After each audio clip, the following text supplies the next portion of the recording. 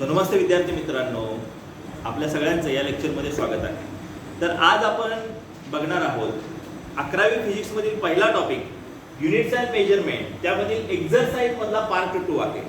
अगोदरच्या लेक्चरला part first बघितला, त्यामध्ये क्वेश्चन फर्स्ट मधील एमसीक्यू बघितले.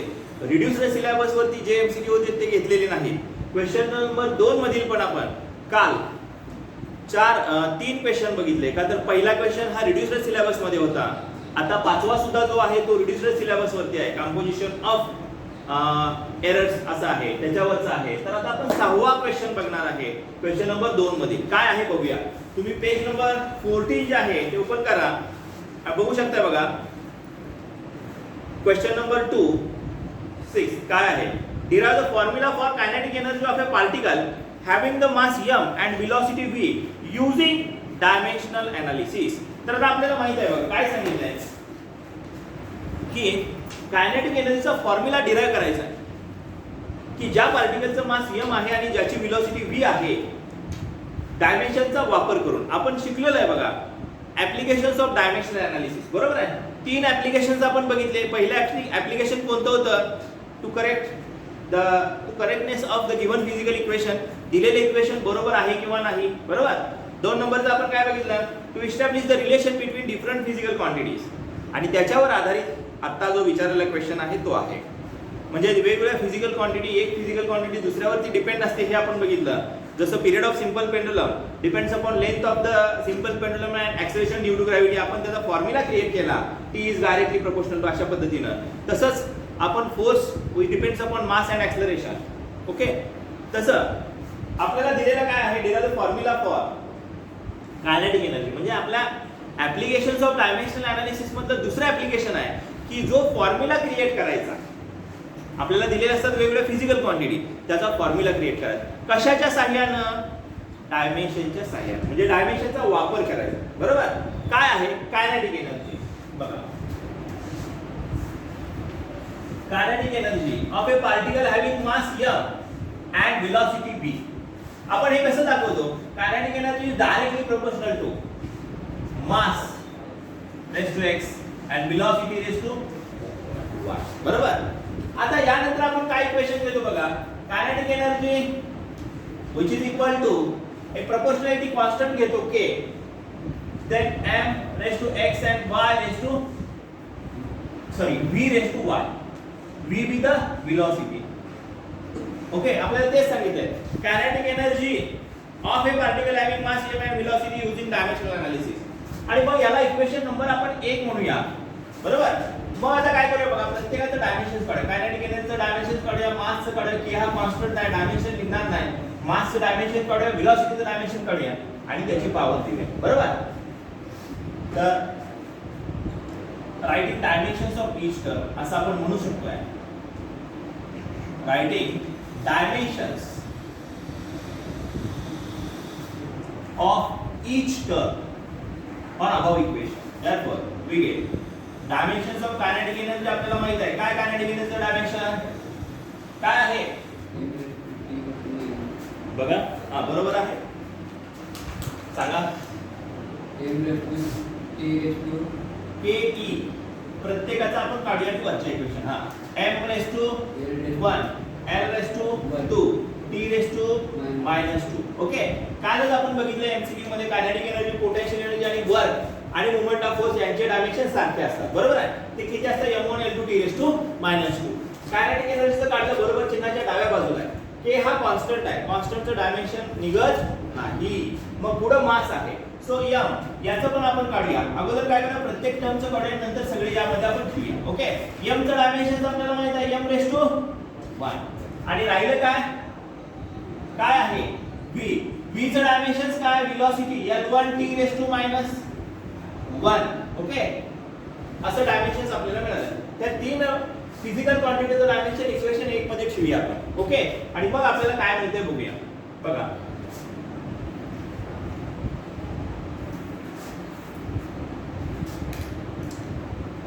कायनेटिक एनर्जी डायमेन्शन जे आहे ते ठेवूया आपण इथे. काय? m raised to 1 L raised to 2 T raised to -2. हे कायनेटिक एनर्जीचं, बरोबर. काय आहे? हे आहे m raised to, m चं काय आहे? m रेस टू 1 आहे. Okay, so m raise to काय आलं 1, त्याचा घातांक काय आहे x.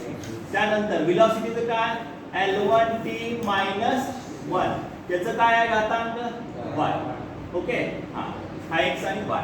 आता आपण काय करायचंय बघा, हे घातांक आतमध्ये करून घ्यायचा.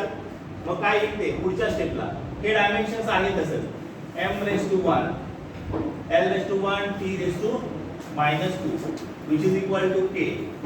काय येईल सांगा, m रेस टू काय ना x येणार आहे बरोबर. इकडे काय येणार l raise to y, t raise to minus y आलं. ओके, आता हे एकत्र करूया. डाव्या बाजूची टर्म जशी आहे तशीच राहणार आहे बरोबर. मग आता आपल्याला काय मिळेल बघा,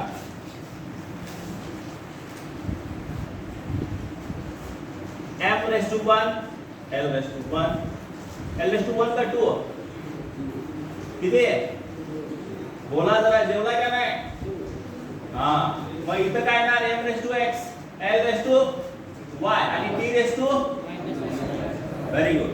आता हे जे इक्वेशन आपल्याला मिळालं, या इक्वेशन नंतर आपण काय करणार आहे बघा, MLT यांचे जे काही घातांक आहेत हे निश्चितच आपल्याला दोन्ही बाजूला वेगवेगळे दिसतात. इकडे अंक दिसतात, इकडे एबीसीडी मध्ये आपण जे घेतलेले जे काही कॉन्स्टंट x y अशा टर्म घेतलेल्या आहेत त्या दिसत आहेत. तर यांची तुलना करायची. काय करायची तुलना, comparing the powers of MLT on both sides of above equation we give. इकडे m चा घातांक 1 आहे, इकडे m चा घातांक किती आहे x आहे. मग आता इथं लिहूया आपण. Okay, so I can right here. So काय येणार इकडे 1 which is equal to काय येणार तिकडे x, म्हणजेच काय x is equal to 1 आलं. पुढे l चा घातांक 2 आहे, इकडे y चा घातांक किती आहे अरे किती आहे, एक आपण अशी उभी रेषा ओढूया. l चा घातांक 2, इकडे y चा घातांक सॉरी y, l चा घातांक y आहे आणि इकडे l चा घातांक 2 आहे, म्हणजे y बरोबर सुद्धा काय मिळालं 2. पुढे अजून एक टर्म राहिले, दोनच टर्म आहेत आपल्याला. इथे एक रेषा आपण फार अशी ओढूया. ओके, परत बघा काय येणार आहे, इथे t चा घातांक किती आहे मायनस 2, इकडे किती घातांक आहे मायनस y, म्हणजे y बरोबर काय मिळालं, हे -1 जर दोन्ही बाजूला गुणलं तर मायनस साइन निघून जाणार आहे. म्हणजेच आपल्याला काय मिळालं therefore y which is equal to किती मिळालं 2. म्हणजे बघा x which is equal to 1 मिळालं, y is equal to 2, y is equal to 2. ह्या ज्या x आणि y च्या व्हॅल्यू आहेत हे इक्वेशन कुठल्या मध्ये भरायच्या 1 मध्ये. मग बघूया आपण ke which is equal to काय बघा, ke which is equal to k हा कॉन्स्टंट आहे, k ची व्हॅल्यू 1 म्हणा हा, and k which is equal to 1 for this case असं म्हणून टाका. का 1 म्हणायचं का हाफ म्हणायचं, कायनेटिक एनर्जी काय कायनेटिक एनर्जी आहे या केस साठी k ची व्हॅल्यू 1/2 येते, कारण kinetic energy which is equal to 1/2 mv² आहे ना. हा लक्षात घ्या, फोर्सच्या बाबतीमध्ये k ची व्हॅल्यू 1 घ्यायची. अगोदर आपण काय करूया, हे इक्वेशन घेऊया k च्या स्वरूपातलं. मास रेस टू 1 म्हणजे मासचा रेस टू x आहे, म्हणजे किती आहे घातांक 1 आहे, म्हणजे m रेस टू काय आलं 1 इनटू v रेस टू किती आहे y आहे, y ची व्हॅल्यू किती आहे 2, म्हणजे किती आलं v² आलं बरोबर आहे. मग हेच आपण कशा पद्धतीने लिहितोय k ची व्हॅल्यू, बट इन दिस केस हे आपलं इक्वेशन झालं काय, ke which is equal to k into m raised to 1 v raised to 2 म्हणजे v² झालं. But in this case k which is equal to 1/2, therefore काय येणार आपलं इक्वेशन बघा काय येईल, ke which is equal to इथं k ची व्हॅल्यू किती ठेवणार 1/2, therefore ke which is equal to 1/2 m into v². so this is our final relation which we want to find out, की जे आपल्याला काढायचं होतं. ओके, अशा पद्धतीने 3 मार्कासाठी हे तुम्हाला विचारलं जाऊ शकतं. काय काय केलं बघा या पद्धतीने, हे एक्झाम्पल आपण घेतलेलं आहे या अगोदर पण लेक्चरला. ओके, समजलं का बघा तुम्हाला, आणि समजलं का कायनेटिक एनर्जीचं k ची व्हॅल्यू लक्षात ठेवा. कायनेटिक एनर्जी साठी k ची हाफ घ्यायची, पण फोर्स साठी आपण किती घेतो k ची व्हॅल्यू 1, का तर f which is equal to ma, k ची व्हॅल्यू 1 घेतली तरच ma येणार आहे बरोबर आहे का. हां, तर हे त्या कुठली फिजिकल क्वांटिटी विचारले त्यानुसार k चं फक्त ऍडजस्टमेंट करा, किंवा इथपर्यंत लिहिलं तरी सुद्धा चालतंय. ओके, समजलं सगळ्यांना. ओके.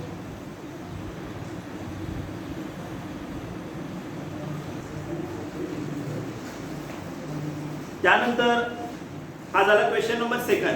आता आपण बघणार आहोत question number 3. Solve numerical examples. Question number 3 आहे हा. बघूया आपण एक्सरसाइज मध्ये. तर काय सांगितलेलं आहे बघा क्वेश्चन नंबर 3 मध्ये. पहिलं एक्झाम्पल जे आहे ते पण कंपोजिशन ऑफ एरर्स वरतीच आहे. दुसरे एक्झाम्पल तेही रिड्यूस्ड सिलेबस वरती आहे. तिसरं एक्झाम्पल आपण घेणार आहे की जे आपल्याला डायमेन्शनच्या वरती आधारित आहे. ते एक्झाम्पल काय आहे मी वाचून दाखवतो.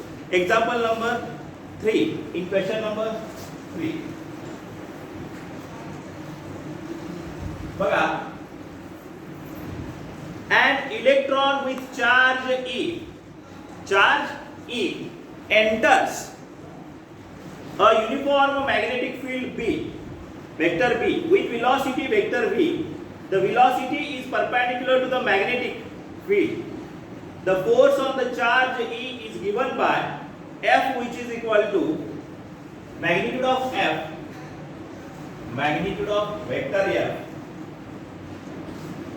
which is equal to BEV. Obtain the dimensions of B. Obtain the dimensions of B. आपल्याला B चं डायमेन्शन्स काढायचं आहे. काय सांगितलेलं आहे बघा. An electron with charge E. Electron वरती चार्ज E इतका आहे. हा E इलेक्ट्रॉन वरती असलेला चार्ज आहे. Enter in uniform magnetic field. तो काय करतोय. एक युनिफॉर्म मॅग्नेटिक फील्ड म्हणजे काय. मॅग्नेटिक म्हणजे काय चुंबकीय क्षेत्र. चुंबकीय क्षेत्रामध्ये तो एंटर करतोय प्रवेश करतोय एक इलेक्ट्रॉन की ज्याचा चार्ज E इतका आहे. Okay. The with in magnetic field B with velocity V की ज्याची वेलोसिटी V इतकी आहे. ओके. ज्याची वेलोसिटी V इतक्या वेलोसिटीनं E इतका चार्ज असलेला इलेक्ट्रॉन एक समान विद्युत क्षेत्र असलेल्या फील्ड मध्ये त्या क्षेत्रामध्ये प्रवेश करतोय. ओके. त्यानंतर काय सांगितलंय. The velocity is perpendicular to the magnetic field. म्हणजे समजा तो जर समजा इलेक्ट्रॉन असा जर प्रवेश करत असेल हॅविंग चार्ज E तर तो कसा आहे मॅग्नेटिक फील्ड या दिशेने असेल समजा. ओके. त्या मॅग्नेटिक फील्डला तो कसा आहे परपेंडिक्युलर. हे मॅग्नेटिक फील्ड आहे. ओके. या दिशेने आणि त्याला हा काय होतं हे चुंबकीय क्षेत्र आहे. हे काय आहे चुंबकीय क्षेत्र आहे. याच्यामध्ये इलेक्ट्रॉन एंटर करतोय. ज्याची E इतका चार्ज आहे ज्याची वेलोसिटी V इतकी आहे. ओके. वेक्टर V इतकी की जो कसा असेल या चुंबकीय क्षेत्राशी परपेंडिक्युलर असेल. आणि मग काय सांगितलेलं आहे the force on the charge E is given by. या चार्ज वरती असलेला फोर्स आपल्याला माहित आहे कुठलीही वस्तू एका ठिकाणाहून दुसऱ्या ठिकाणी का जाते ह्याचं एकच एक्झाम्पल आहे की त्याच्यावरती फोर्स असणार आहे. इलेक्ट्रॉन सुद्धा आतमध्ये जातो याच्या पाठीमागे काहीतरी फोर्स असणार आहे आणि तो फोर्स किती असतोय तो आपल्याला या ठिकाणी दिलेला आहे. That magnitude of force on that electron which can be moving with the velocity V in constant uniform magnetic field which is perpendicular to the direction of velocity of that electron which can be entered to the uniform magnetic field. That force which is equal to BEV. So we want to find out the magnetic dimensions of B. Magnetic induction B काय आहे magnetic induction आहे. Magnetic induction कशाला म्हणायचं तर magnetic induction म्हणजे काय बघा चुंबकीय क्षेत्राची जी काय डायरेक्शन दाखवली जाते. मॅग्नेटिक फील्डची डायरेक्शन मॅग्नेटिक फील्ड आपण एका विशिष्ट दिशेने दाखवलं जातो. त्याची स्ट्रेंथ आपण सांगतो किती चुंबकीय क्षेत्र आहे याला आपण मॅग्नेटिक इंडक्शन मध्ये. फॉर एक्झाम्पल आपल्याला सहज दुसरे एक एक्झाम्पल बघता येईल. जसं आपण इलेक्ट्रिक इंटेन्सिटी म्हणतो. Electric intensity the strength of electric field which can be denoted in perfect direction that is called as electric intensity. Electric field मध्ये इलेक्ट्रिक इंटेन्सिटी जसं कॅपिटल ई न दाखवतो आपण बरोबर तसं मॅग्नेटिक फील्ड मध्ये मॅग्नेटिक चुंबकीय क्षेत्राची किती शक्ती आहे ती एका विशिष्ट दिशेने दाखवली तर त्याला आपण मॅग्नेटिक इंडक्शन असं म्हणतो की जे या फॉर्म्युलामध्ये दिलेलं आहे. आणि त्या मॅग्नेटिक इंडक्शनचं आपल्याला काय काढायचं आहे डायमेन्शन्स काढायचं आहे. तर फॉर्म्युला दिलेला आहे आपल्याला माहित आहे या अगोदर आपण शिकलेलो आहे काय की कुठलीही एखादी भौतिक राशी असू द्या आणि त्याचा आपल्याला काय डायमेन्शन्स काढायचं आहे. तर आपल्याला काय माहित पाहिजे एकतर फॉर्म्युला माहित पाहिजे एकतर डेफिनेशन माहित पाहिजे किंवा एकतर युनिट माहित पाहिजे बरोबर. आपल्याला या ठिकाणी फॉर्म्युला दिलेला आहे आपण इझिली काढू शकतोय. ठीक आहे. यानंतर आपण इक्वेशन असं लिहू शकतोय मॅग्निट्यूड आहे म्हणजे डायरेक्ट याच्या ऐवजी मी असंही लिहू शकतोय that is it can be written F which is equal to BEV. Okay. So B which is equal to काढायचं आहे कुणाचं B म्हणजे magnetic induction. Okay, therefore I can write this formula in this way, B which is equal to F divided by E into V. Okay, so here F is the force, here E with the charge on electron, here V with the velocity. So first of all we can find out the dimensions of each term. So finding out the dimensions of each term, so dimensions of each term in above equation we get. ठीक आहे, वरच्यावर काय करूया, वरच्या equation मधला प्रत्येक क्वांटिटीचा आपण काय करूया, डायमेन्शन्स काढूया. ओके, बघा काय आपल्याला मिळेल.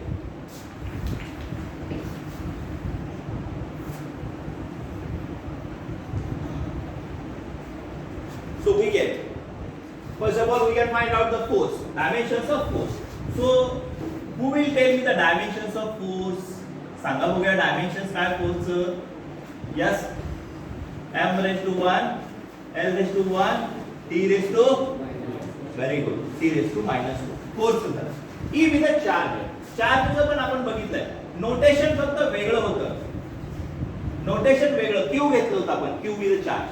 आपल्याला माहित आहे काय, current which is equal to q by t and q which is equal to I into t. t इकडे येणार, मग इथं हेच कसं लिहित होतो आपण, I raised to 1 and t raised to 1. झालं डायमेन्शन्स कोणाचं, हे q चं झालं. q म्हणजे चार्ज, इथं नोटेशन E आहे, इलेक्ट्रॉन वरती असलेला चार्ज आहे, डायमेन्शन तेच असणार आहे. लक्षात आलं?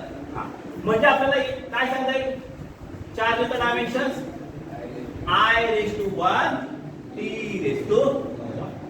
I च्या ऐवजी आपण दुसरं पण लिहू शकतो. I हे करंट साठी आहे, एम्पियर. A पण लिहू शकतोय आपण, A कॅपिटल A. ओके, हे चार्ज झालं. राहिली क्वांटिटी कुठली, वेलोसिटी. सांगा बघूया वेलोसिटीचं, सांगा. L raised to 1, t raised to -1. Good. आता आपल्याला काय करायचं आहे, हा प्रत्येक टर्म काय करायचे आहेत रे, या इक्वेशन मध्ये आपल्याला डायमेन्शन्स जे आहे ते आपण या ठिकाणी ठेवूया. बरोबर, बघा काय मिळेल आपल्याला, putting the dimensions in equation किंवा substituting the dimensions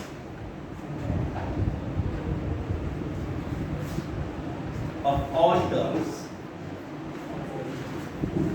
in above equation we get above equation first. काय मिळेल ते सांगा.